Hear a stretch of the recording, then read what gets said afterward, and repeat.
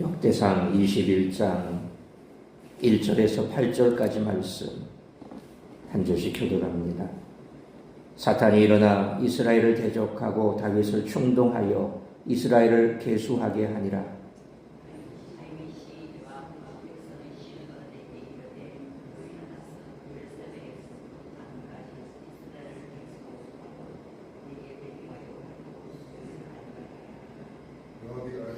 요압이 아뢰되 여호와께서 그 백성을 지금보다 100배나 더하시기를 원하나이다. 내 주 왕이여, 이 백성이 다 내 주의 종이 아니니까 내 주께서 어찌하여 이 일을 명령하시나이까? 어찌하여 이스라엘이 범죄하게 하시나이까 하나.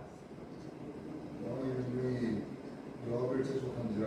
드디어 요압이 떠나 이스라엘 땅을 두루 다닌 후에 예루살렘으로 돌아와 요압이 백성의 수효를 다윗에게 보고하니 이스라엘 중에 칼을 뺄 만한 자가 110만 명이요 유다 중에 칼을 뺄 만한 자가 47만 명이라.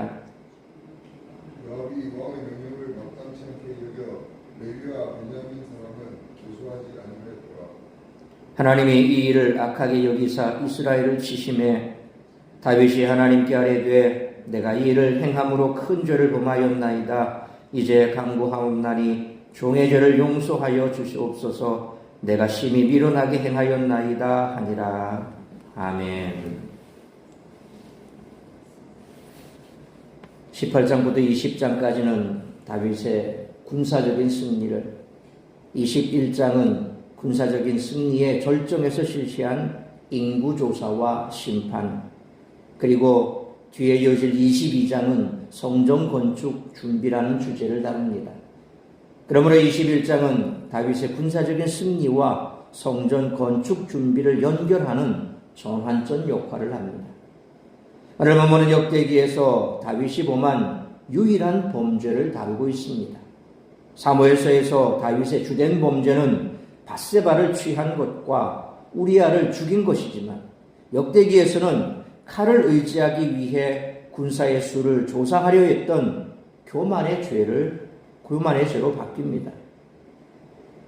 범죄하지 않는 사람은 없습니다. 다만 범죄한 일에 대해 올바로 뉘우치는 것과 그것을 반복하는 것의 차이가 있습니다. 용서는 하나님의 용서를 바라보는 것에서 시작됩니다. 죄 문제를 해결하지 못하면 절망할 수밖에 없습니다. 그러나 하나님의 손에 의탁하면 징계를 받는다 하더라도 소망이 있습니다. 창조주 하나님의 징계는 피조물을 다시 빚으시려는 목적으로 이전의 과실을 깨어버리는 아픔을 동반합니다. 다윗은 하나님의 손에 모든 처분을 맡기고 그분의 행하심을 바라보기를 원했습니다. 신앙은 하나님이 베푸시는 용서와 사랑을 감탄하는 과정입니다. 또한 시선을 끊임없이 하나님께 고정하기를 배우는 과정입니다. 다윗이 17장에서 하나님의 한없는 은총에 감탄했다면 이제 그분의 한없는 용서에 감탄하게 됩니다. 과거의 실패를 자꾸 들춰내는 것은 사람을 2번 죽이는 일입니다.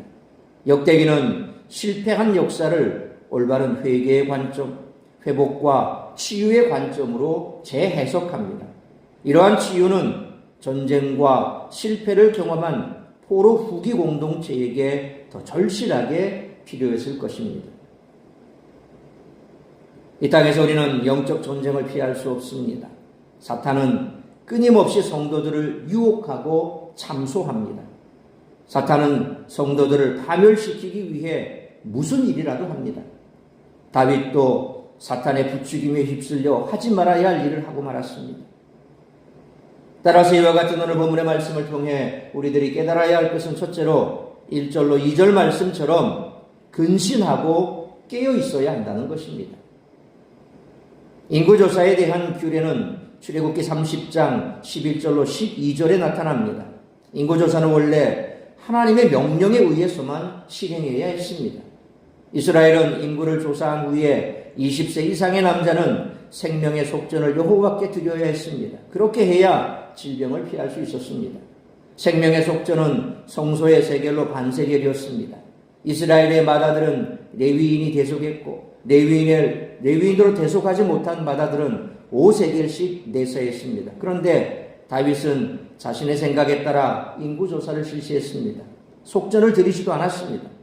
1절 말씀처럼 사탄이 일어나 이스라엘을 대적하고 다윗의 마음을 부추겨 인구조사를 실행하게 했습니다.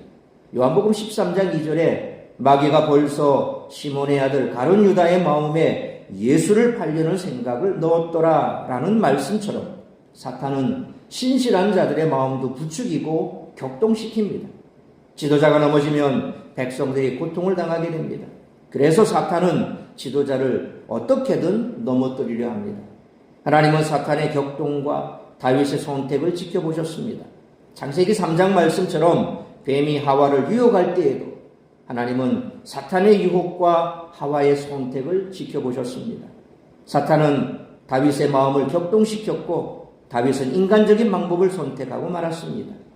2절 말씀처럼 요압과 지도자들을 불러 인구조사를 명령한 것입니다.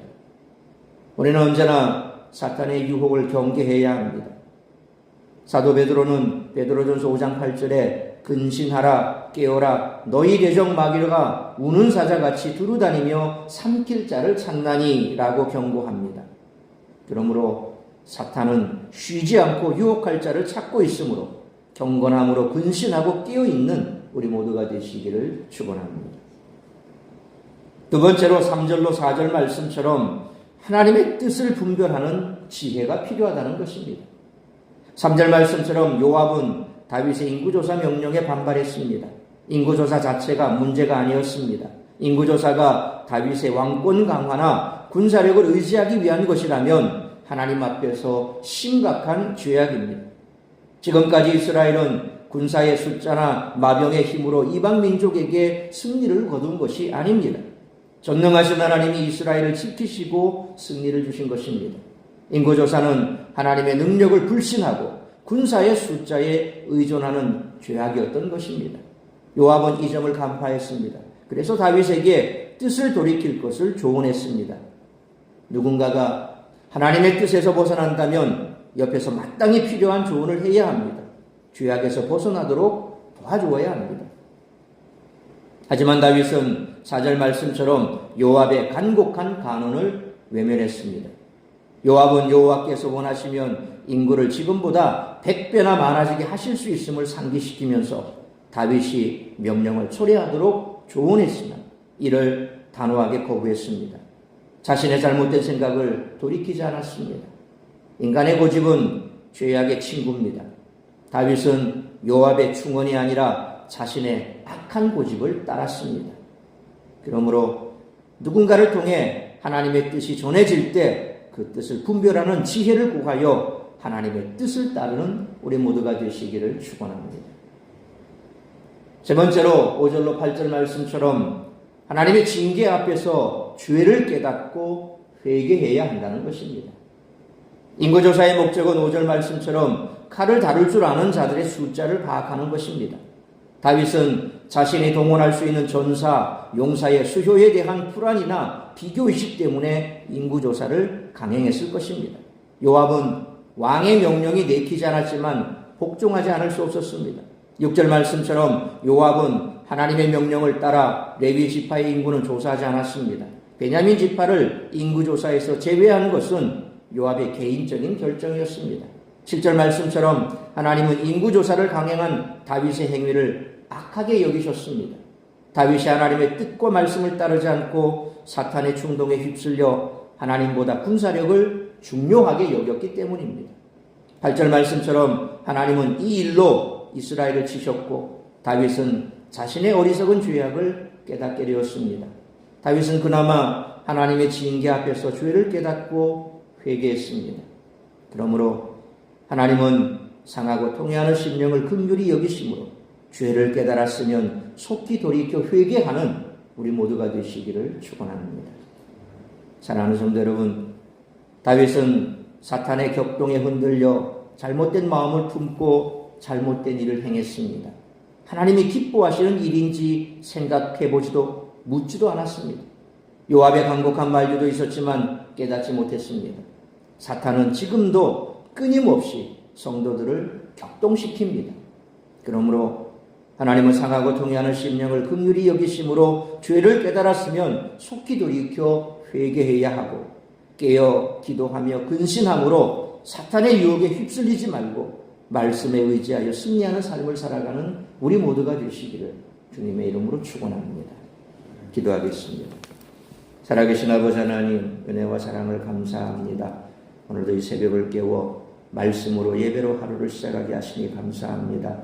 오늘 우리에게 주신 말씀 우리가 가슴 깊이 새기며 항상 원수마귀 사탄은 우리의 삶에 올무를 놓고 또 주변을 격동시키고 우리의 마음을 격동시키고 그래서 하나님의 말씀에서 멀어지기를 항상 꾀하고 있습니다.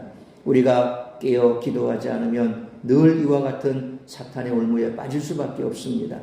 그럴 때라도 우리는 즉시로 하나님의 말씀에 또 하나님의 음성에 귀를 기울이고 혹여 하나님의 음성이 아니라 할지라도 내가 잘못한 일에 있어서 누군가가 책망을 하거나 또 지적을 한다면 인간의 말로 들을 것이 아니라 내가 잘못한 것이 있다면 하나님의 음성으로 듣고 깊이 숙고하고 그래서 분별하여 하나님의 뜻을 쫓아 죄악의 길에서 돌이킬 수 있는 지혜를 구해야 할 것입니다.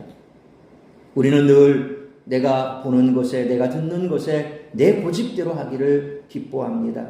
내가 원하는 삶이 있다면 그것이 세상 사람들이 따라가는 기준이라 할지라도 우리가 따라가지 말아야 할 터인데 그런데 항상 우리는 이 악한 본성 때문에 내가 원하고 내가 기뻐하고 내가 좋아하는 그 일에 대해서는 늘 우리는 관대합니다.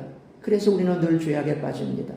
걸어가신 아버지 하나님, 우리에게 말씀하시는 하나님의 말씀이 삶의 기준이 될 수 있기를 원합니다. 내가 기뻐하는 것이 아니라 내가 원하는 삶이 아니라 하나님께서 원하시는 나의 삶, 하나님이 기뻐하는 삶, 그것에 대해서는 이미 성경에 기록이 되어 있습니다. 그러므로 삶의 기준이 성경이 되게 하시고 하나님의 말씀이 되게 하시고 하나님의 선하시고 기뻐하시는 뜻을 쫓아 살아가는 우리의 삶이 되게 하여 주옵소서.